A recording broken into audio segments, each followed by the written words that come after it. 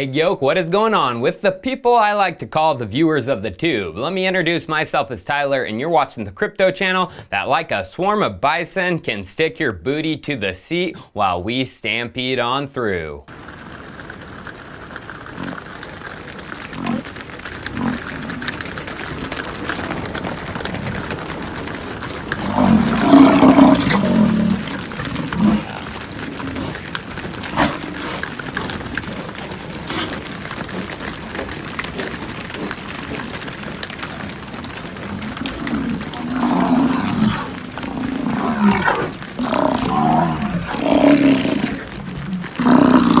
You know how we deal with Bison jams. It's time for Chico Crypto. So first, why did I show a bunch of freaking bison in the intro? Well, I worked and lived in Yellowstone for a summer and had to deal with them dang bison on a daily basis, and I missed the freak out of those ugly beasts. But let's talk about another bee, that sweet old BTC, and the current state of the markets and what I think is plainly obvious. Bitcoin is following the stock market to the T. This weekend, the way stonks and crypto reacted on Monday's opening made it even more loud and clear obvious. Pulling out the 24-hour BTC chart, the price was hanging on to 9,400, but once news about stock futures were going down began releasing on Sunday, Bitcoin started to retrace. FX Street put out this article covering that gold was defending key support, while S&P futures were declining about 1.8%. This article was released at around 1800 EST, and look at the Bitcoin chart. At 1800 was when the fake recovery was nullified and the true collapse came.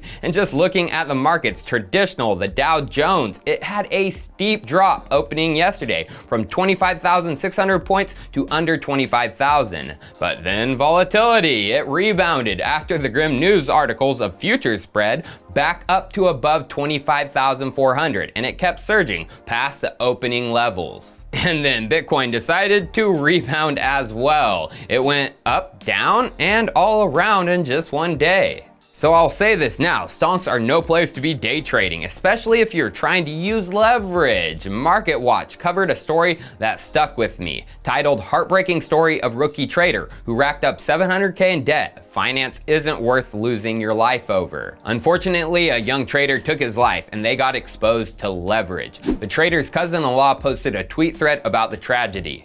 My cousin-in-law was interested in investing. He opened a Robinhood account and he seemed to be enjoying the markets. As many of us do or have done, he got interested in options. He believed he had no margin selected on his account, so he began buying and selling options. Fast forward to sometime this past week, and his account showed him owing $700K plus. How does a 20-year-old with no income get access to that kind of leverage or exposure? The emotional stress from the exposure caused him to take his own life. I don't feel right sharing this, but I also don't feel right keeping it from the world. Why? Because recently I've been joking about how much I love DDTG, a day trading Twitter portal. I've laughed at the Robinhood memes, but here's the truth, and please pay attention to this if you're young. The markets are bananas right now. It's not the time for amateurs. Really pay attention to position sizing. Stay away from exotic instruments like options and futures. And you guys, that is true. The markets, both stonks and the asset that is following it like a shadow, crypto,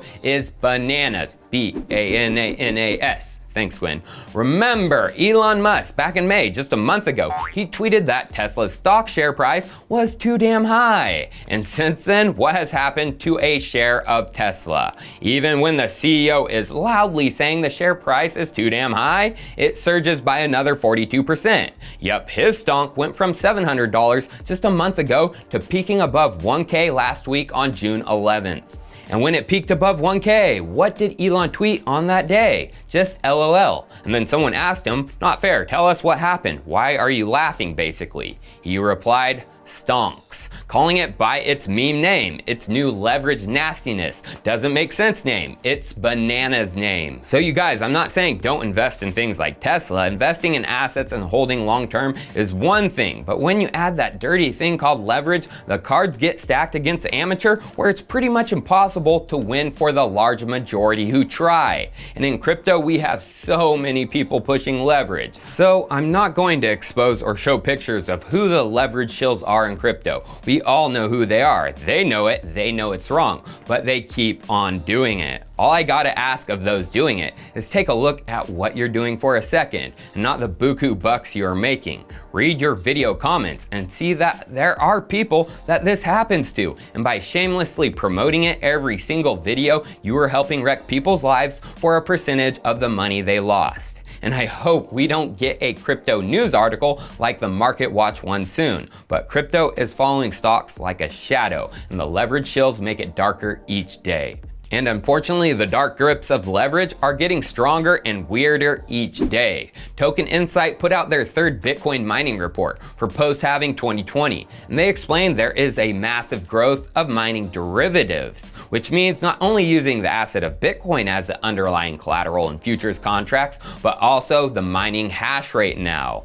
The report states, Derivatives Exchange, FTX, recently announced the launch of the Bitcoin hash rate futures contract. At present, FTX has launched 3 Bitcoin hash rate futures contracts, which have maturity on Q3, Q4 2020, and Q1 2021. And the large outlets, they are covering it. Cointelegraph at the end of May put out this article. Bitcoin miners will use derivatives like traditional commodity producers. And yes, I agree, Bitcoin miners, the large whales, will use them as they have been for some time, about a year. But if we are comparing this to gold, gold miners don't put futures contracts out against their equipment or power it's generating. They put it out against the asset they're mining, gold, to capitalize on market fluctuations to buy more equipment and power. Maybe I'm just old school and don't see why, or maybe since there wasn't a way to quantify a gold hash rate, there was never a futures contract put out against it, which was probably a good thing, although I see the play for these futures contracts in Bitcoin mining for what they are. Let's just go back to the Token Insight research piece. They post the mining derivative providers, of course FTX, but also Babel Finance, Matrixport, and Renrenbit. And they are all the leading. Have you heard of them before? Neither have I, but now I know who they are and who they serve. And Business Wire covered Babel Finance, and as we can see, they serve F2 Pool, Poolin, Kobo, Onchain, Genesis Capital, and more, all Chinese. And F2 Pool and Poolin are 2 of the largest Chinese mining pools and control combined over a third of the hash rate. They're serving some of the largest Chinese whales with financial tools. As going to Matrixport's website, we can see they serve Bitmain, their mining pool Antpool, BTC.com, and more. So, why the sudden surge from miners within the last year to trade derivatives, especially from the Chinese? It's where all the mining related to trading volume is coming from, China. Well, going back to that research piece one more time, they show which section of the world has increased their hash rate the most since September of last year. And look who has pushed up higher in the number 2 spot for worldwide hash rate, the US in blue, which increased its rate from 4% to over 7% as of today, a growth of 78%. It's so obvious to me China is financially weaponizing Bitcoin to protect their dominance in the hash rate because others are coming from them. We all know of the gigawatt Bitcoin mine being built in Texas, Rockdale to be exact. Well, it's damn close to being finished, construction kicking back into full gear after the delay of the viral panic. And Northern Data, the company behind it, put out a blog post last week. Northern Data AG update on the status of the build-out of the world's largest HPC data center. And in it, they explain it will be expanded to 1 gigawatt by the end of 2020, and a further expansion to 3.6 gigawatts is planned for by the end of 2023. And this Bitcoin mine is already serving its first customers. As the blog states, initial commissioning successfully completed. Innovative cooling and proprietary AI systems are online and running well. And in the actual article, the first customers of the data center who are now operational are large international corporations, including multi-billion-dollar Japanese SBI Group. Yeah, that massive Japanese conglomerate is using the cheap, sustainable energy of Texas to power their mining operations. But Tyler, they said in the blog post AI systems. Well, just go to SBI Crypto, the blockchain-focused subsidiary of SBI Group. And from the About Us, we can confirm that SBI Crypto is a Bitcoin mining subsidiary of SBI Group. And below that, one of their partners is Northern Data. So it's for mining Bitcoin, not AI. But the fact that we have mining competition coming from China at all angles, including from a multi-billion-dollar conglomerate, makes me think volatility is coming. Derivatives are a financial weapon of mass destruction, and the Chinese miners are arming themselves with the nukes. Get ready, guys. Cheers. I'll see you next time.